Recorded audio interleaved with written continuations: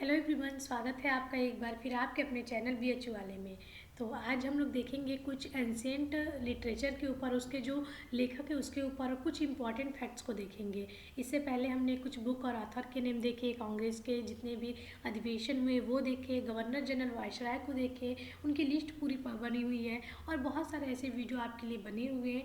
अगर आपने नहीं देखा है तो आप जाइए BHU चैनल को सब्सक्राइब करिए, और बहुत सारे वीडियो आपके लिए ऐसे पड़े हुए हैं जो आपके बहुत सारे हेल्प करेंगे एग्ज़ाम के लिए। तो अगर आपने चैनल को सब्सक्राइब नहीं किया है तो चैनल को सब्सक्राइब कर लीजिए ऐसे और भी वीडियो के लिए। और ऐसे और भी किस टॉपिक पे आपको वीडियो चाहिए आप ज़रूर कमेंट करके हमें बताएं। तो आज हम लोग देखेंगे कुछ इंपॉर्टेंट फैक्ट्स और कुछ बुक्स के बारे में। तो सबसे पहले आपको बता दें, जो साहित्य होता है, जो प्राचीन भारत का लिटरेचर है, उसको दो भागों में विभाजित किया गया है, दो भागों में बांटा गया है। पहला आपका धार्मिक साहित्य जो कि धर्म से रिलेटेड होता है, और लौकिक साहित्य जो कि और धर्म के अलावा और भी बहुत सारे विषय पर होते हैं, जैसे मुद्रा राक्षस हो गया, जैसे इंडिका हो गई, ये सारे क्या है, लौकिक साहित्य है। ठीक। दूसरा देखिए दर्शन, अगर भारतीय दर्शन के अनुसार देखें तो भारतीय दर्शन के अनुसार जो हमारे दर्शन है उसके अनुसार जो है कि साहित्य को दो भागों में बांटा गया है। क्या? आस्तिक और नास्तिक। अगर नॉर्मल लैंग्वेज में सिंपल बोले तो आस्तिक वो होते हैं जो कि भगवान में विश्वास करते हैं, और नास्तिक वो जो भगवान में विश्वास नहीं करते हैं। ठीक। उसके बाद देखें तो जो धार्मिक साहित्य होता है, जो साहित्य को दो भागों में बांटा गया है, उसमें जो धार्मिक साहित्य था उसको भी दो भागों में विभाजित किया गया है। या तो उसे ब्राह्मण कहते हैं या फिर वैदिक साहित्य कहते हैं। ठीक। और दूसरा है ब्राह्मणेतर, यानी कि ब्राह्मण से अलग, और दूसरा अवैदिक साहित्य, यानी कि जो ब्राह्मण से संबंधित है वो, यानी वैदिक चीज़ों से संबंधित है वो, और दूसरा अवैदिक चीज़। मतलब इसमें देखेंगे जो वैदिक साहित्य उसके अंदर वेद आ जाएंगे, उपनिषद आ जाएंगे, साहित्य आ जाएंगे। और अवैदिक में देखें तो इसमें जैनिज्म, बौद्धिज्म और जितने भी अदर धर्म हैं वो सारी चीज़ें आ जाएंगी। ठीक है। उसके बाद देखिए हम लोग तो जो और भी बहुत सारी चीज़ें होती हैं, जैसे कि अलग अलग ग्रंथ, अलग अलग चीज़ें, किस ग्रंथ को क्या कहा गया, ये सारी चीज़ें देखते हैं। तो पहले देखें वैदिक साहित्य में क्वेश्चन है, किस ग्रंथ को पांचवा वेद कहा जाता है, बहुत बार पूछा हुआ है, तो महाभारत। और एक और देखिए, अगर उपनिषद यहाँ पे होगा, उपनिषद की किस उपनिषद को कहते हैं, तो कन्फ्यूज नहीं होइएगा, यहाँ पे छांदोग्य होगा, छांदोग्य। ठीक है। छांदोग्य उपनिषद को क्या कहते हैं, पांचवा उपनिषद कहते हैं। अगर पूछेगा कि किस ग्रंथ को कहते हैं, वैदिक साहित्य में किस ग्रंथ को कहते हैं पांचवा वेद, तो महाभारत हो जाएगा। लेकिन वही उपनिषद की बात करेगा तो छांदोग्य। ऑप्शन के हिसाब से आप लोग इसको करेक्ट कर लीजिएगा। ठीक। दूसरा है पुराणों के संकलन कर्ता किसे माना जाता है। कितने पुराण है अपने? 18 पुराण। पुराणों की संख्या 18 है, और इसके जो संकलन करता है वो लोमहर्ष एवं उनके पुत्र उग्रश्रवा। ठीक है। पूछा जाता है लोमहर्ष होंगे तो लोमहर्ष लगाएंगे, उग्रश्रवा होंगे तो उग्रश्रवा लगाएंगे, अगर दोनों होंगे तो दोनों को लगाएंगे। ठीक है। तो ये है सबसे प्राचीन पुराण कौन सा है। 18 पुराण है, उनमें सबसे पुराना है मत्स्य पुराण। ठीक है। इंपॉर्टेंट है। और कभी कभी पूछता है कि किस पुराण से किस वंश की जानकारी मिलती है, तो इसे भी ध्यान रखिएगा। सबसे प्राचीन पुराण कौन है? मत्स्य पुराण। ठीक है। उसके बाद देखेंगे प्राचीन काल में जो भारत में शिक्षा के केंद्र थे कौन कौन से थे, तो वो देखेंगे तक्षशिला जो कि गांधार में स्थित है, सबसे पुराना है। और नालंदा विश्वविद्यालय जो कि बिहार में स्थित है, और इसे किसने नष्ट किया था? बख्तियार खिलजी ने। ठीक है। देखेंगे 1202 से 3 ईस्वी में नालंदा विश्वविद्यालय को बख्तियार खिलजी ने, गोरी का एक सेनापति था, उसने नष्ट कर दिया था, इसको जला दिया था। इसकी जितनी भी पांडुलिपियाँ थी, जितनी भी इसकी लाइब्रेरी थी, उसको जला के नष्ट कर दिया था। ठीक है। उसके बाद देखेंगे कुछ प्रमुख नाटककार, यानी जैसे कालिदास जैसे प्रसिद्ध नाटककार जो कि संस्कृत के लिए प्रसिद्ध है, संस्कृत में उनकी ग्रंथें हैं। और ये जो है कि चंद्रगुप्त द्वितीय, गुप्त वंश के शासक चंद्रगुप्त द्वितीय के नवरत्नों में से एक थे। उन्होंने बहुत सारी रचनाएं की हैं। ठीक। इन्हें शेक्सपियर भी कहा जाता है, भारत का शेक्सपियर। ठीक है। शेक्सपियर से इनकी तुलना की गई है, कभी आएगा तो आप इसे लगा सकते हैं। तो इन्होंने बहुत सारी रचनाएं की हैं। तो पहला पूछता है कि इन्होंने कौन कौन सी नाटक लिखी हैं। याद रखिएगा, अभिज्ञान शाकुंतलम जो कि फेमस है, मालविका अग्निमित्रम, विक्रमोर्वशीयम, ये सारे इनके नाटक है। महाकाव्य में बात करें तो रघुवंशम, ठीक है, कुमार संभवम, और खंड काव्य में ऋतु संहार और मेघदूत है। ठीक है। ये जो मालविका और अग्निमित्र, इसमें मालविका और अग्निमित्र की कहानी है। जो अग्निमित्र का उल्लेख है ये पुष्यमित्र जो है कि शुंग वंश के शासक जो पुष्यमित्र शुंग है, उसी के बाद जो शासक बनता है अग्निमित्र, उसके बारे में इसमें वर्णन किया गया है। ये भी पूछता है कभी कभी। ठीक। कालिदास की प्रथम रचना कौन सी है, तो ऋतु संहार जो उनका खंड काव्य है, ये इनकी पहली रचना है। और सबसे प्रसिद्ध की बात करेंगे तो अभिज्ञान शाकुंतलम है। ठीक। प्रसिद्ध व्याकरण चाहे पाणिनि की प्रसिद्ध कृति कौन सी है? अष्टाध्यायी। ठीक है। पाणिनि किस शासक के मित्र थे, तो नंद शासक महापद्मनंद। ठीक है। काफ़ी इंपॉर्टेंट पूछता है। तो नंदों में जो सबसे फेमस शासक है महापद्मनंद, वो जो है कि पाणिनि के मित्र थे। ठीक है। उसके उसके बाद बौद्ध भिक्षु नागशन और हिंदू यवन शासक मिनांडर या फिर मिलिंद के बीच जो वार्तालाप हुई थी वो किस ग्रंथ में संकलित है, कन्वर्सेशन हुई थी, तो वो मिलिंद पन्नू। ठीक है, याद रखिएगा। नेक्स्ट जो इम्पॉर्टेंट है वो है यूनानी लेखक हेरोडस, जिसे क्या कहते हैं, इतिहास का पिता या फिर जनक। ठीक है, कि प्रसिद्ध कृति कौन सी है, तो वो है हिस्टोरिका। ठीक है, हिस्टोरिका प्रसिद्ध कृति है और इन्हें क्या कहा जाता है, इतिहास का जनक। हेरोडेटस को सिसरो ने इन्हें इतिहास का जनक कहा है। यूनानी लेखक को, ये यूनानी थे, याद रखिएगा क्योंकि पूछ देता कि कहाँ के थे, तो यूनानी थे। ठीक, द नेचुरल हिस्ट्री किसकी रचना है, तो वो है प्लिनी की। ठीक है, उसके बाद है प्रसिद्ध चीनी यात्री ह्वेन सांग ने अपना यात्रा वृत्तांत किस नाम से लिखा है, तो सीयूई की। ठीक है, सीयू की लिखा है और ये वर्धन वंश के शासक हर्षवर्धन के टाइम में भारत आया था। चीनी यात्री ह्वेन सांग किस विश्वविद्यालय से अध्ययन किया है, तो नालंदा विश्वविद्यालय। बिहार के नालंदा विश्वविद्यालय से योग शास्त्र का इसने अध्ययन किया है। प्रारंभिक तमिल साहित्य में प्रमुख महाकाव्य कौन थे, तो वो शिल्पाधिकारम और मणिमेखले जो है कि संगमकालीन ग्रंथ है, बहुत फेमस है, इसके बारे में बहुत क्वेश्चन पूछता है। ठीक है, संगमकालीन महाकाव्य थे। ठीक, अश्वघोष किस शासक के प्रसिद्ध दरबारी राजकवि थे, तो कनिष्क थे, कनिष्क के कुषाण शासक और चौथी बौद्ध संगति के ये अध्यक्ष भी थे। ठीक, अश्वघोष की तुलना किन महान व्यक्तियों से की जाती है, तो मिल्टन, कांट, गेटे और वॉल्टेयर से की जाती है, पूछता है ये भी। इनकी महत्वपूर्ण रचनाएं कौन सी अश्वघोष की, तो बुद्धचरित, सौंदरानंद और शरीपुत्र प्रकरण। ठीक है, नेक्स्ट है चतुर्थ बौद्ध संगति की अध्यक्षता किसने की थी, तो अश्वघोष। ठीक है, चतुर्थ बौद्ध संगति की अध्यक्षता अश्वघोष ने की थी। ठीक है, उसके बाद है कालिदास किस दरबारी के कवि थे, तो चंद्रगुप्त द्वितीय विक्रमादित्य के। ठीक है, जो गुप्त वंश के शासक थे उनके 9 रत्नों में से एक थे। भारत का विलियम शेक्सपियर किसे माना जाता है, तो आपको मैंने बताया किसे, कालिदास को। नेक्स्ट है आपका जो मालविका अग्निमित्र में कालिदास की, तो उसमें जो विषय वस्तु है किसके ऊपर है, तो इनकी प्रेम कथा है, मालविका और अग्निमित्र। शुंग शासक मालविका और अग्निमित्र की प्रणय कथा है। ठीक, मिलिंद पन्नो जो नागसेन और देखेंगे बौद्ध भिक्षु नागसेन और मिलिंद के बीच में यानी मिनांडर के बीच में वार्तालाप है, किस भाषा में संकलित है, तो वो पाली भाषा में है। ठीक है, बौद्धों की जो रचनाएं ज्यादातर हुई है पाली भाषा में हुई है। ठीक, इसके बाद मुद्रा राक्षस ग्रंथ की रचना किसने की है, विशाख दत्त ने। विशाख दत्त की अन्य रचना कौन सी है, तो देवीचंद्र गुप्तम। ये पूछता है। फिर है कि मुद्रा राक्षस है वो किस कालखंड की जानकारी देता है, तो वो क्या है, विशेषतः चंद्रगुप्त मौर्य यानी मौर्य वंश की जानकारी देता है। मुद्रा राक्षस भ्रष्टाचार के ऊपर है। ठीक है, पूछा जाता है किसका, ये विषय वस्तु क्या है, तो भ्रष्टाचार के ऊपर है। मुद्रा राक्षस पे जो टीका लिखी गई है किसके द्वारा लिखी गई है, तो घुंडी राज, ये भी पूछा हुआ है। विशाख दत्त के देवीचंद्र गुप्तम नाटक किस राजवंश की जानकारी देता है, तो आप देखिए चंद्रगुप्तम से भी याद कर सकते हैं, गुप्त वंश के बारे में ये जानकारी देता है। ठीक, प्रसिद्ध कवि बाण भट्ट किसके दरबारी कवि थे, तो हर्षवर्धन। ठीक है, वर्धन वंश के शासक हर्षवर्धन के दरबारी कवि थे, इन्होंने हर्षचरित और कादम्बरी जैसी रचनाएं की है। ठीक है, संस्कृत कवि थे बाण भट्ट, इनकी प्रसिद्ध रचना हर्षचरित और कादम्बरी है। भवभूति की रचनाएं कौन कौन सी है, तो मालती माधव, महावीर चरित और उत्तरांचरित, ये उनकी रचनाएं हैं। ठीक, उसके बाद है प्रसिद्ध संस्कृत के विद्वान भवभूति किस शासक की राजसभा में निवास करते थे, तो कन्नौज के यशोवर्मन। याद कर रखिए, कन्नौज के यशोवर्मन के दरबार में निवास करते थे और पूछे भी जाते हैं। संस्कृत गद्य साहित्य में प्रसिद्ध लेखक दंडी, जो दंडी थे काव्य 10 की रचना किया है इन्होंने, किसके दरबार में थे, तो कांची के पल्लव नरेश नरसिंह वर्मा के। ठीक है, नरसिंह वर्मा के दरबार में थे। दंडी की प्रमुख रचनाएं कौन कौन सी हैं, तो 10 कुमार चरित्र, काव्य दश, अवंती सुंदरी कथा इनकी रचनाएं हैं। अलंकार शास्त्र विषय पर लिखा गया विशाल ग्रंथ काव्य मीमांसा के रचनाकार कौन है, तो राशिकर। इनकी बहुत सारी रचनाएं हैं, जैसे विशाल भंजिका, कर्पूर मंजरी, और ये देखेंगे महिपाल और महेंद्रपाल दोनों के दरबार में संबंधित है। ठीक है, उसके बाद देखेंगे जो राजशेखर की सर्वोच्च रचना है कर्पूर मंजरी। कर्पूर मंजरी नाटक प्राकृत भाषा में रचित होने के कारण क्या कहा जाता है इसको, तो राटक कहा जाता है इसको। ठीक है, राजतरंगी जो कि कश्मीर का इतिहास है और इसके रचनाकार कौन है, कल्हड़। प्रथम जो है कि क्रमबद्ध ऐतिहासिक ग्रंथ है जो कि संस्कृत में लिखी हुई है। ठीक है, संस्कृत।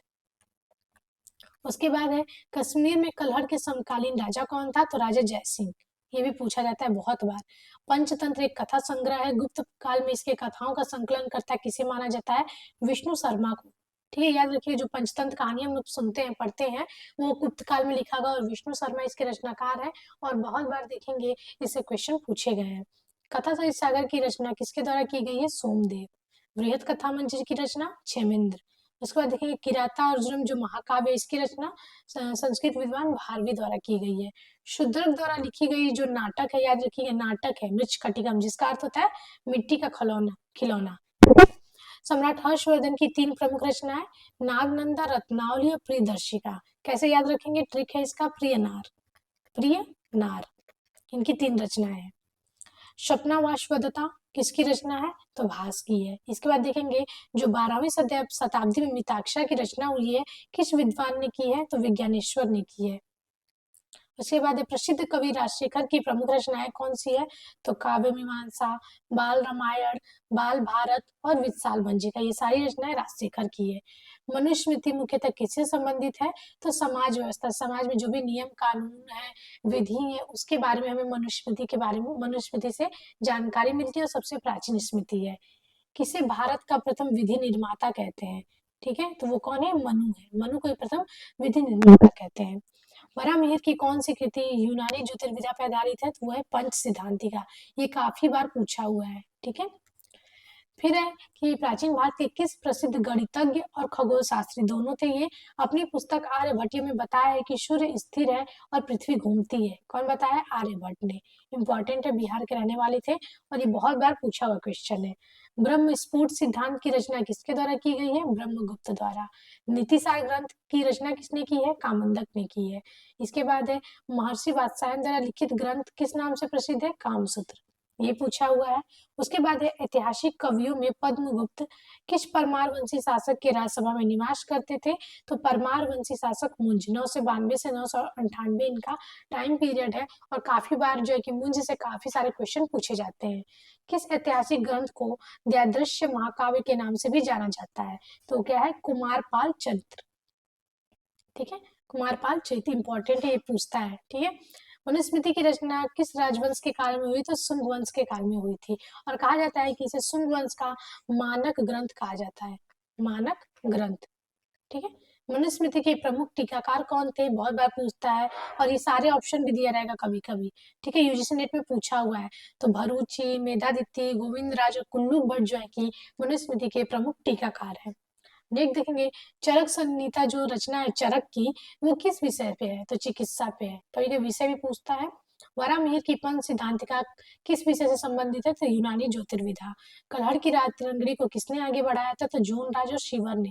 ठीक है, जो कलहड़ की रात तिरंगड़ी है, देखेंगे रात तिरंगी है, प्रथम रात तिरंगड़ी, ठीक है, फिर द्वितीय है, तृतीय है, तृतीय है, द्वितीय राग तरंगरी, तृतीय राग तरंगरी और चतुर्थ, 4 राग तरंगरी है। और इसके देखेंगे जो रचनाकार प्रथम के कलहड़ है, बाकी के जोनराज और शिवर ने इसको पूर्ण किया था।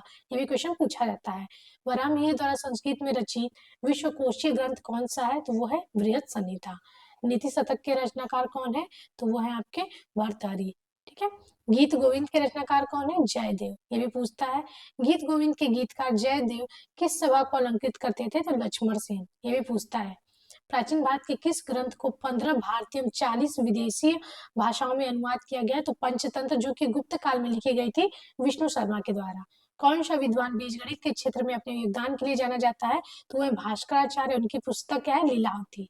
ठीक है, गणित पे संबंधित है, ये पूछा जाता है हमेशा। ठीक है, किस भारतीय गणितज्ञ ने दशमलव स्थानिक मान की खोज की? तो आर्यभट्ट ने। ठीक है, जो गणितज्ञ और खगोल शास्त्री दोनों थे।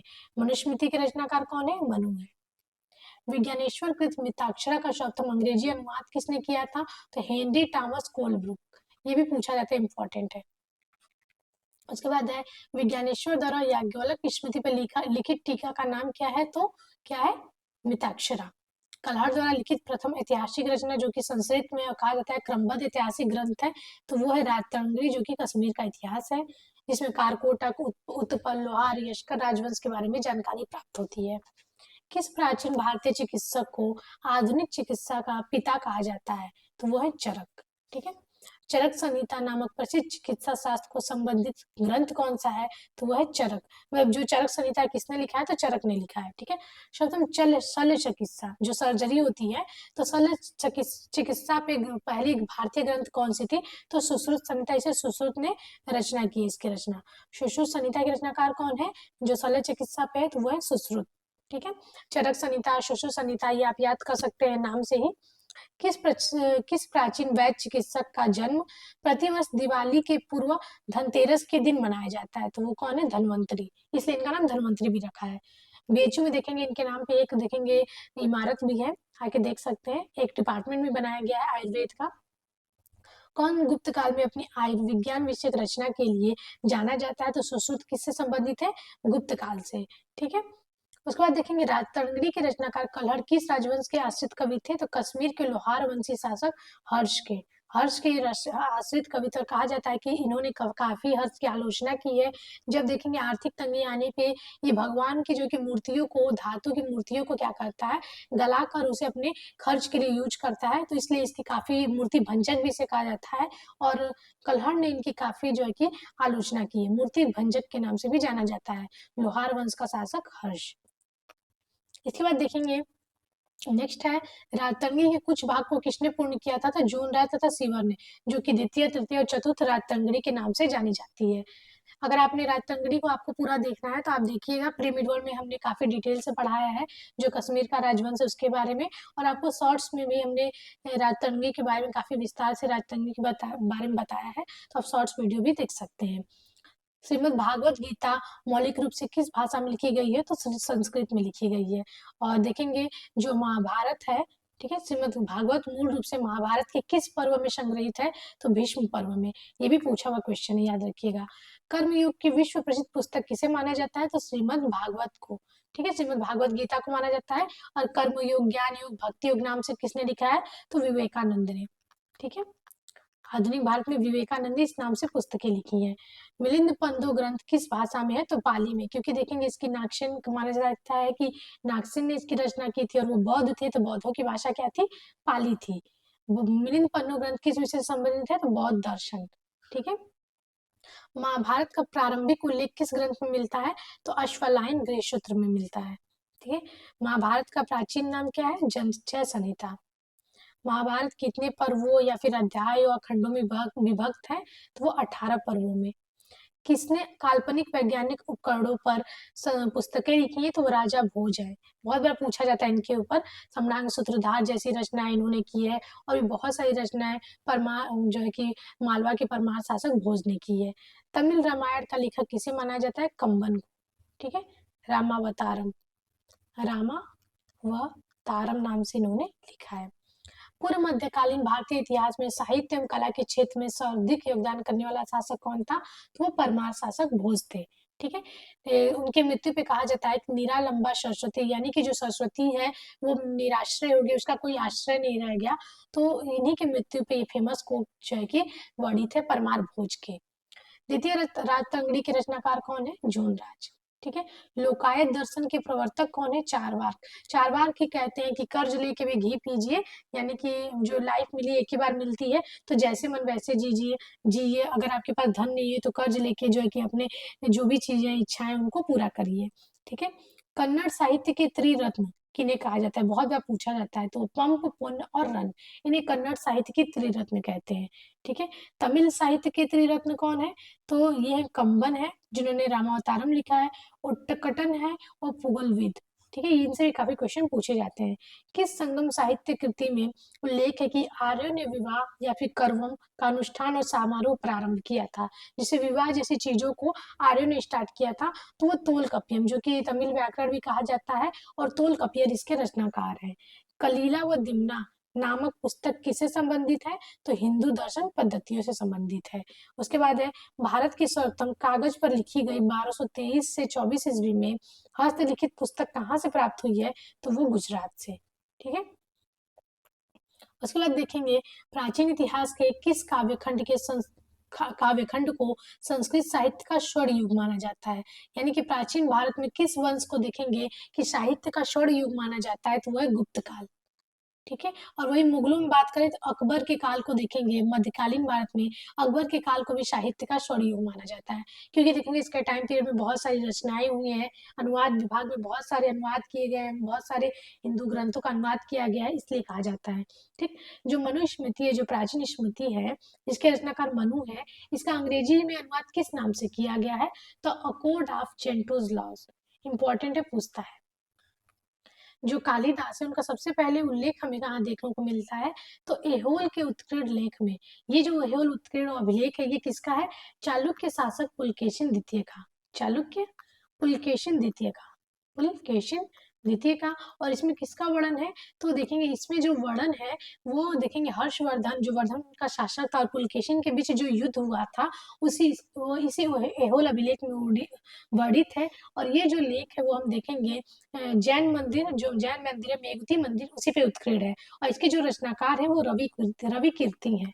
रवि कीर्ति। और इन्होंने ही अपनी रचना जो है कि कालिदास और भारवी से की है, इसलिए इसमें देखेंगे सबसे पहले में उल्लेख मिलता है। काफी इंपॉर्टेंट है, ये पूछता भी है कि रवि कीर्ति ने अपनी जो है कि तुलना किससे की है। किस भारतीय गणितज्ञ ने दशमलव स्थानिक मान की खोज की थी? तो आर्यभट्ट ने।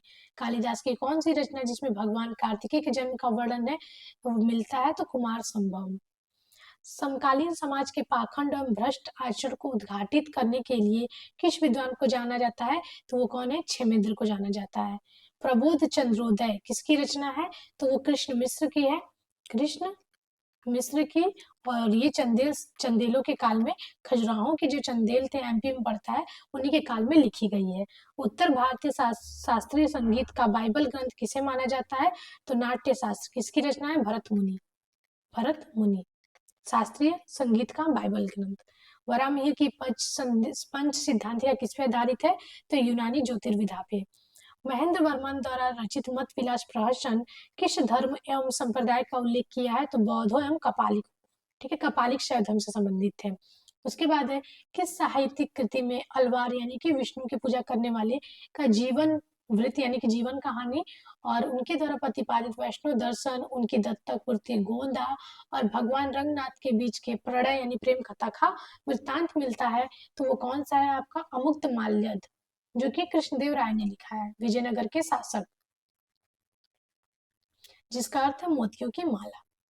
11वीं शताब्दी की पुस्तक शून्य पुराण का लेखक कौन था? तो रमई पंडित। किस ग्रंथ में चाणक्य की उस योजना का विवरण है जिसके अनुसार उसने अंतिम नंद शासक को एक मंत्री के षड्यंत्र को विफल कर चंद्रगुप्त मौर्य को राज सिंहासन पर आसीन करवाया था? तो वो है मुद्रा राक्षस।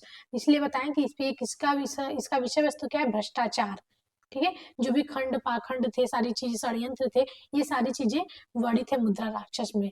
ठीक है, कालिदास के नाटक मालविका अग्निमित्र में उल्लेखित अग्निमित्र किस वंश का था? तो शुंग वंश का। ठीक है, मालविका और अग्निमित्र की प्रणय कथा है। कनिष्क द्वारा आयोजित बौद्धों की चतुर्थ महासभा ने बौद्ध दर्शन पर एक विश्वकोश तैयार किया था। इस विश्वकोश का क्या नाम है? विभाषा सूत्र। इंपॉर्टेंट है, पूछता है। और इसकी अध्यक्षता किसने की थी? तो इसकी अध्यक्षता अश्वघोष ने की थी। कश्मीर में हुआ था, कुंडल वन में। भारत को इस्लामी राष्ट्रवाद का प्रथम पाठ्य पुस्तक कशफ उल महजूब तैयार करने का श्रेय किस लेखक को जाता है? तो अली हुजवीरी।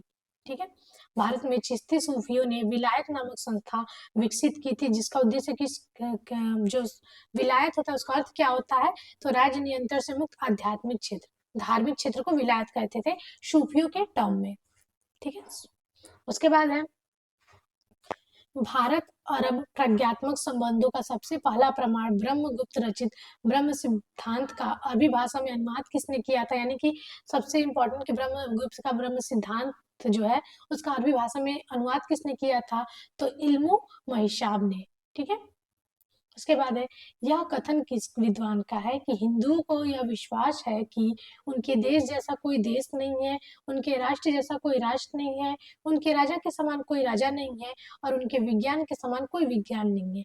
तो ये जो देखेंगे अलबरूनी जो कि आता है गोरी के साथ, उसी का वर्णन है कि जो है कि भारत के लोग कहते हैं कि उनके जैसा कोई देश नहीं है, कोई राजा नहीं है, मतलब बहुत ज्यादा अपना जो है कि प्रशंसा करते हैं, ऐसा अलबरूनी कहता है। विजयनगर के किस सम्राट ने तेलुगु और संस्कृत साहित्य में सर्वाधिक योगदान दिया? तो क्या कहते हैं? कृष्णदेव राय विजयनगर के शासक थे और इनके तेलुगु साहित्य का क्लासिकल युग भी कहते हैं। ठीक है, इनके काल को। अपनी रचना में नंद वंश मौर्य वंश का उल्लेख करने वाला प्राचीन कवि कौन था? तो मामूल नार। कला एवं साहित्य में गोपियां और कृष्ण की सौंदर्यता का चित्रण किस काल में दिखाई देता है? तो वो कौन है? गुप्त काल में। ठीक है, पेरिय पुराणम किस विषय का ग्रंथ है? तमिल शैव धर्म। जो नैना तमिल शैव धर्म था उसी पे पेरिया पुराणम ग्रंथ है, ये भी पूछा हुआ है। तनाक जो होता है किस संप्रदाय का एक पवित्र ग्रंथ है? तो ये यहूदी धर्म। ठीक है, यहूदी धर्म का पवित्र ग्रंथ है तनाक। उसके बाद है चचनामा, जो है कि ऐतिहासिक ग्रंथ। कौन से विजय के इतिहास का प्रमाण मिलता है? तो अरब। इसमें देखेंगे जो सिंध पे अरब आक्रमण हुए थे राजा दाहिर के समय, उसकी जानकारी भी हमें चचनामा से मिलती है। और इसका जो कहा जाता है कि जो लेखक है वो क्या है? अज्ञात है। और इसका अनुवाद किसने किया था? खुफी खां ने। ठीक है, खफी खां। किसे संस्कृत का प्रथम व्याकरणविद माना जाता है? तो पाणिनि, जिनकी रचना क्या है? अष्टाध्यायी। महायान बौद्ध धर्म की शिक्षा का प्रमुख केंद्र किसे माना जाता है? तो बिहार का नालंदा विश्वविद्यालय, जिसे बख्तियार खिलजी ने नष्ट कर दिया था, उसे महायान बौद्ध धर्म की शिक्षा का प्रमुख केंद्र माना जाता है। हेनशांग नालंदा विश्वविद्यालय में 18 महीने तक निवास किया और कुलपति सीलभद्र से किस विषय का अध्ययन किया था? तो योग शास्त्र है। कभी क्वेश्चन पूछता है कि हेनशांग के समय कुलपति कौन था नालंदा का? तो वो सीलभद्र थे। या फिर पूछेगा कि कौन से विषय की उसने जो है कि पढ़ाई की है? तो योग शास्त्र की। इसे यात्रियों का राजकुमार भी कहते हैं। ठीक है, यात्रियों का राजकुमार। हर्षवर्धन के टाइम पीरियड में ये आया था भारत। और बहुत सारे साउथ में भी, बहुत सारे कांची में भी गया था, और बहुत सारे देखेंगे राज्यों में ये जाके भ्रमण किया है। संस्कृत सीखने वाला प्रथम मुस्लिम भारतीय किसे कहा जाता है? तो अलबरूनी। इसकी फेमस रचना कौन सी है? तहकीक हिंद या फिर किताबुल हिंद। प्राचीन बौद्ध साहित्य में उल्लेखित जीवक कौन था?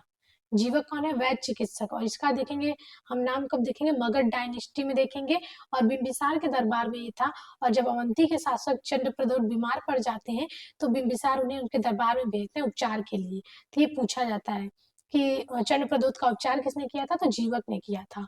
मौर्य काल की किस पुस्तक में जहाज निर्माण व नाविक गतिविधियों का वर्णन मिलता है? तो इंडिका। ठीक है, इंडिका भी दो लोगों ने लिखी है। जो मेगास्थनीज की इंडिका है वो काफी फेमस है, तो इसको याद रखिएगा। इसमें मेगास्थनीज बताया है कि जो भारत का समाज था उसमें दास नहीं थे, इसने दास प्रथा का उल्लेख नहीं किया है। ठीक है, गुप्तकालीन प्रमुख गणितज्ञ और खगोल शास्त्री कौन थे? तो वो कौन है? आर्यभट्ट। प्राचीन भारत में महिला अध्यापिका को क्या कहते थे? और ये आपका 2023 में पूछा हुआ है, उपाध्याय, यूजीसी में पूछा हुआ क्वेश्चन है ये।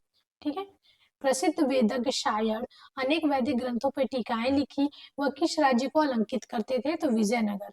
ये भी पूछा हुआ क्वेश्चन है। धर्मशास्त्र लेखकों में किसने सती प्रथा, सती प्रथा जो एक कुप्रथा होती थी, देखेंगे कि क्या होता था, जब पति की डेथ हो जाती थी तो औरतों को उनके शव के साथ जो है कि जिंदा जला दिया जाता था, या फिर कभी कभी जबरदस्ती किया जाता था, बांध कर या फिर मादक पदार्थ पहना जो है कि पिलाकर उन्हें जो है कि जिंदा जला दिया जाता था। और इस सती प्रथा को आत्महत्या, ठीक है, आत्महत्या कार्य कर अस्वीकार कर दिया था। किसने? मेघातिथि ने। ये इंपॉर्टेंट है। इसी सती प्रथा को देखेंगे आगे चल के बहुत सारे, अकबर ने भी किया है मुगलों में। और आगे देखेंगे तो मॉडर्न में 1829 में भारत के पुनर्जागरण के पिता कहे जाने वाले आधुनिक भारत के राजा राम मोहन राय और बेंटिक गवर्नर जनरल ने मिलकर 1829 में इसे जो है कि बंद करा दिया बंगाल में, और 1830 में बिहार और उड़ीसा में। तो आज हमने बहुत सारे फैक्ट्स देखे जो कि प्राचीन भारत से थे। आशा करते हैं आपको वीडियो काफी अच्छी लगी होगी। अगर वीडियो अच्छी लगी तो चैनल को लाइक करिए, शेयर करिए, कमेंट करिए और सब्सक्राइब करिए। अगर कोई भी क्वेरी हो तो आप हमारे हेल्पलाइन नंबर पे कॉल कर सकते हैं। हमारे ऐप को भी आप डाउनलोड कर सकते हैं, बीएचयू वाले ऐप, जो इसमें आपको हर रोज जो है कि वीकली टेस्ट होता है, उसके सोल्यूशन होते हैं, और आपको अपनी रैंकिंग भी दिख जाएंगी, आपको पूरा सोल्यूशन भी मिल जाएगा, और आपकी क्या सिचुएशन, ये सारी चीजें आप इवेलुएट कर सकते हैं। तो बीएचयू वाले ऐप को डाउनलोड करिए। टेलीग्राम चैनल को आप ज्वाइन कर सकते हैं बीएचयू वाले, जहाँ पे डेली रात के 9 बजे आपको क्विज कराया जाता है, जिससे आप बहुत सारी, आपको यूजफुल रहेगा, आपको बहुत सारा लाभ मिल सकता है। तो ऐसे और भी वीडियो के लिए कमेंट करिए और हमारे साथ बने रहिए। धन्यवाद।